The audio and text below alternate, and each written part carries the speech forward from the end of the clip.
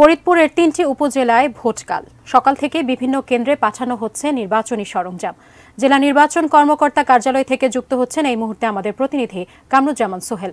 সোহেল, কি খবর জানাবেন? উপজেলা নির্বাচনকে কেন্দ্র করে কি সার্বিক তথ্য জানাবেন আমাদেরকে?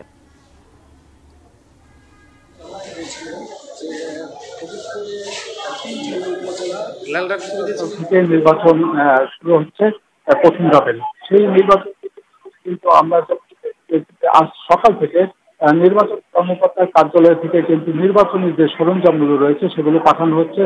বিশেষ করে দুর্গম যে এলাকাগুলো রয়েছে, বিশেষ করে ফরিদপুর সদর উপজেলা এবং চন্দ্রজোশীনগর উপজেলায় বেশ কয়েকটি দুর্গম এলাকা রয়েছে। সেই এলাকাগুলোতে কিন্তু নির্বাচনী সরঞ্জাম সকাল থেকে কিন্তু পাঠানো শুরু হয়েছে।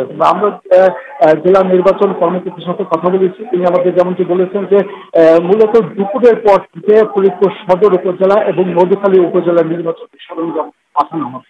তো আমরা আরেকটি বিষয় জানিয়ে রাখি যে এই নির্বাচনকে কেন্দ্র করে কিন্তু ইতিমধ্যে বিপুল সংখ্যক পুলিশ মোতায়েন করা হয়েছে এবং নিরাপত্তার জন্য যা যা করা দরকার সবকিছু করা হয়েছে। তো এবারে নির্বাচনের চেয়ারম্যান পদে ১৭ জন এবং ভাইস চেয়ারম্যান পদে ১৩ জন এবং মহিলা ভাইস চেয়ারম্যান পদে ৮ জন প্রতিদ্বন্দ্বিতা করছে। তো ফরিদপুরের নির্বাচন কর্মকর্তার কার্যালয় ছিল সর্বশেষ।